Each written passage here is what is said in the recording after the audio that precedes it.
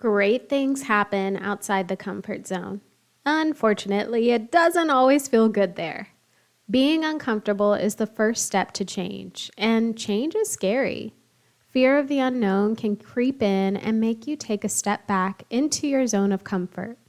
But you can't expect different results when you're doing the same things you've always done. In this episode, I'm sharing how you can get comfortable with being uncomfortable.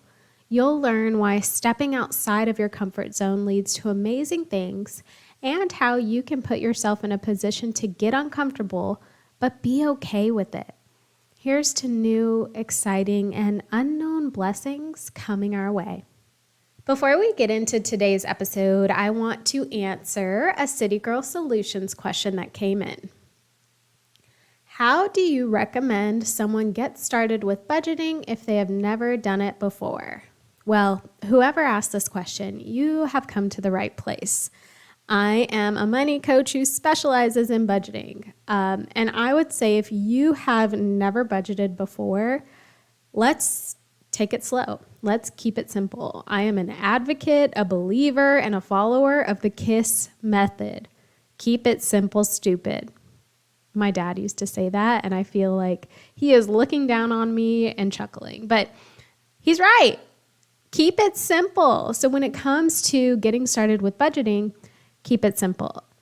So in order to do that, we need a few things. First, we need to know exactly how much money is coming in on a monthly basis. And I'm talking consistent money. What are you consistently making every month? Write that number down. Next, we need to know what is consistently going out on a monthly basis. So what are your normal bills and spending, and what are those amounts? From there, we can see, does our income cover our expenses? If it does, wonderful. This is a great spot to be in. If it does not, what expenses can you get rid of? And if there are none, how can you bring in more money? Because at minimum, our income needs to cover our expenses. Now, let's assume that it does. Your income covers your expenses and you have money left over. You have a profit. Now you can start working towards your goals. So that would be like saving every month, paying down debt at a faster rate, putting money to the side for an upcoming trip or an expense. So you can leverage this leftover amount to help you reach your goals. You can also leverage this leftover amount to indulge in moderation in the things you love. So if you did not include any fun or discretionary spending in that original list of expenses, now would be a good time to say, okay, how much can I afford to actually spend on myself month over month? Whatever that number is, we have to stick to it, but at least you know what it is so you can move forward accordingly. So if you've never budgeted before, you've never created a budget, income, expenses, allocating what's left over. Now, I don't want to take it too far, but start there and then look at the City Girl Savings website, listen to the podcast, because once you've mastered that, that's when you'll want to move on to things like tracking your spending and making sure that you have a budgeting strategy or system that works for you. But to start, income, expenses, and a plan for what's left over. Okay, let's get into today's episode. And I think a good place to start is dissecting the comfort zone just for a minute. What is the comfort zone? Well, your comfort zone is your safe space. It's what you've always known. It's what you're used to. It's something you've likely grown content with and don't necessarily feel the need to change. And everybody's zone of comfort will be custom to them, right? But when you think about your comfort zone, think of it as your comfort place. You feel content. You're happy. Things are the way they are. Even if you want more, you're not doing anything to seek out more because you're comfortable. It's your comfort zone. But how often does the desire for more creep in, right? So if you are in your comfort zone and you're content with the way things are, really think about how often you think about wanting more, or how often the desire for more, to obtain more, to work for more, to achieve more creeps in. How many times have you thought about leaving your job, or moving to a new city, or getting out of your relationship? How many times have you thought about those things and wondered, what if? Well, unfortunately, until you jump out of your comfort zone, you'll always be living from a place of what if. And let me be the first to say that if you are 100% happy with the way things are and you don't feel any desire to change them, you don't care what's on the other side, there is no inkling to obtain more, then amazing. I'm happy for you. Because by all means, happiness does not equal success. So if you found you're happy, live in that. However, if you are unhappy, but you don't like being uncomfortable, I'm going to challenge you to really listen to the words I have to say. It's going to feel scary, but that's okay. You will be okay. So we've dissected the comfort zone for just a minute. Let's break down discomfort. If great things happen outside of the comfort zone, that means you have to experience discomfort to obtain great things. Let me repeat that. If great things happen outside of the comfort zone, that means you have to experience discomfort to obtain great things. So what is it about discomfort that seems so scary and uncomfortable? Like, what about it? I think first, it's our brains. It's the way we're designed and triggered to think. Our brain seems to associate discomfort with bad. Discomfort equals bad. And I don't think that's necessarily true. Just because something is uncomfortable doesn't mean it's bad. It just means it's not what we're used to. So all that means is we have to shift the narrative in our brain that discomfort is bad. Instead, maybe we should look at being uncomfortable as a precursor to hitting a new level. Okay? As I'm saying this, I understand this is a very complicated concept to understand, but just bear with me and, try to hear me out. And don't be ashamed if you have to listen to this episode a few times to really get what I'm saying. So if we can understand that our brain associates discomfort with bad, but we can also understand that discomfort isn't bad. Just because our brain associates discomfort with bad doesn't mean that being uncomfortable is bad, right? So we can kind of take those two thoughts and agree with them, right? So I think we've covered that, but let's pull the thread through a little bit. Adding to that, our brain does not connect discomfort with happiness, right? So discomfort equals bad, which means discomfort does not equal good or happiness.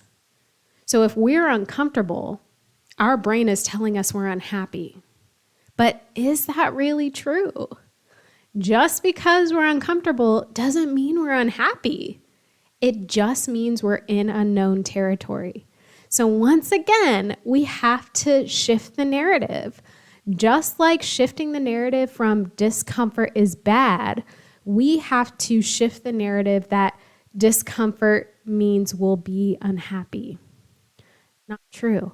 Discomfort means we're getting closer to our goals, or we're getting closer to becoming the person who reaches those goals. Doesn't that thought make you happy? So I think the question now becomes, how do we find happiness in the discomfort? How do we associate being uncomfortable with leveling up? Because if we can get our brain to think that discomfort or being uncomfortable is a sign that we're moving towards happiness, or it's a sign that we are leveling up, we'll be in better shape. Now, let me just take a second to say, if you're in a truly dangerous spot, right? So if you are uncomfortable because a lion is staring you in the face, that is very different. That is like your brain protecting you, trying to keep you safe, right?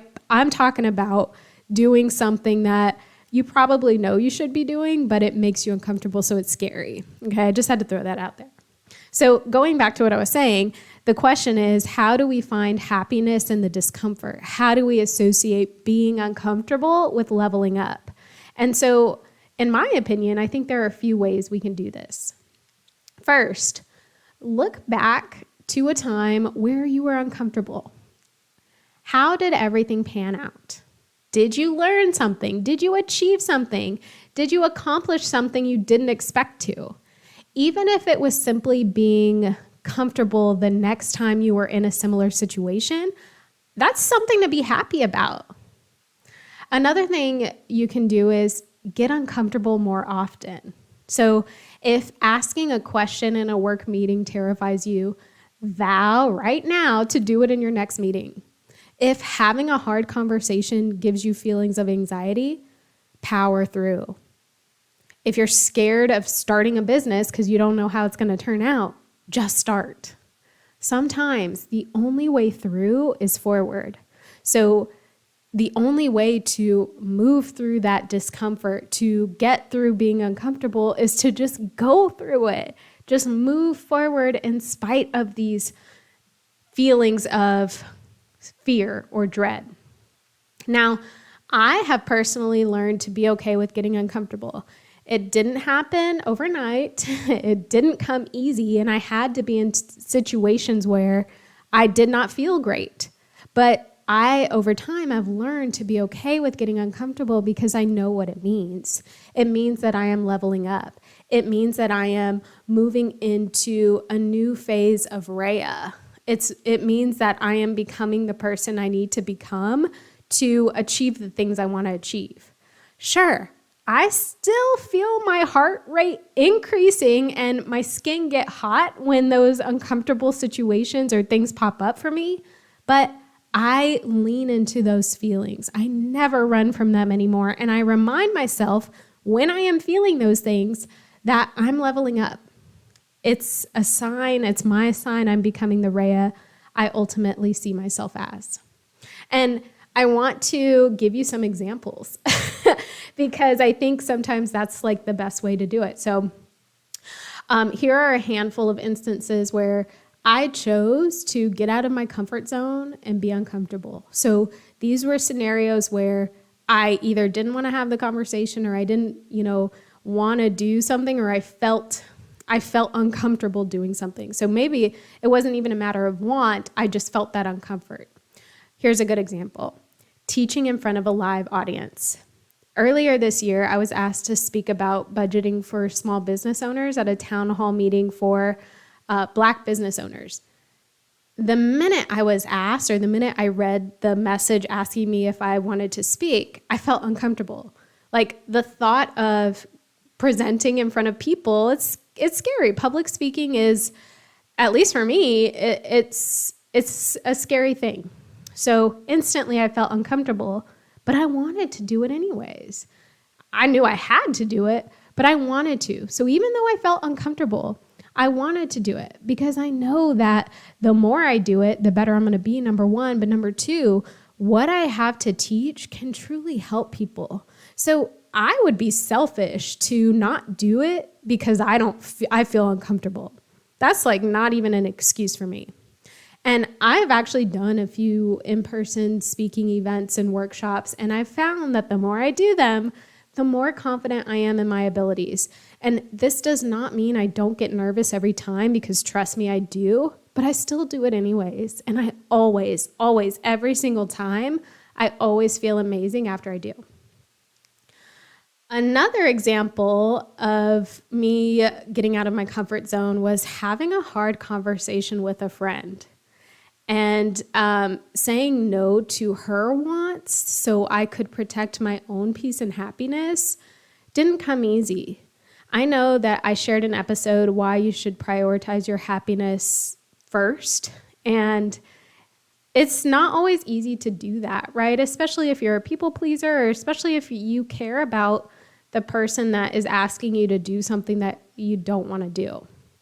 And to just get open with you, it was a birthday trip that I had invited her on. She was a very close friend of mine. She still is a very close friend of mine. But she asked me if she could bring a friend on this trip. This was a friend that I had never met. I didn't know. And it was going to a place that, was completely not in the States. It was an international trip. And I told her no. I want to spend my birthdays around people that I love and care about, not people I don't know. And so I told her no. And it wasn't easy. It felt scary, but I'm so glad I did. And her response back was very understanding. So all that fear and uncomfort was really self-inflicted.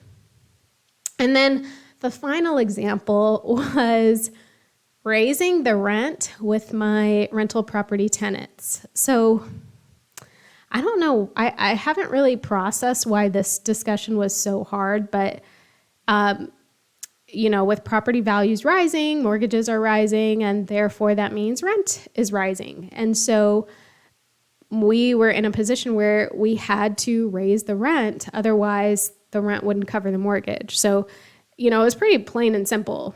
Even if I was uncomfortable, I had to have this conversation because I'm not making up the difference. So it was uncomfortable to reach out to the tenant and say, hey, this is where we're at. The rent is going to this. But the response back was completely understand, Rhea. Thank you for letting me know. That's not a problem. Once again, I created this fear. I created this uncomfortable feeling, and everything was fine.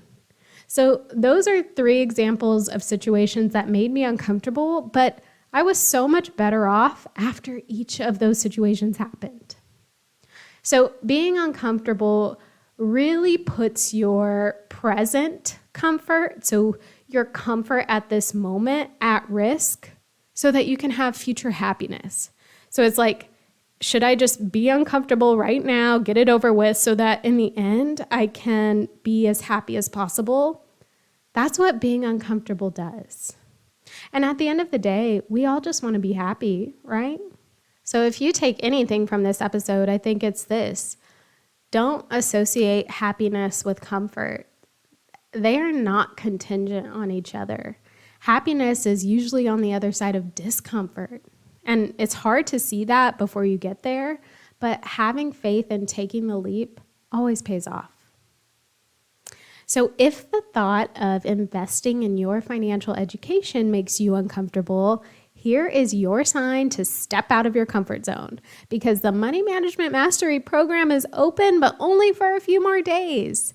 This is my 8-week live group coaching and online course that is designed to help women learn how to master the money they make. We cover mindset, how to create and stick to a budget, monitor and tracking spending, handling budget setbacks, setting money goals, and so much more.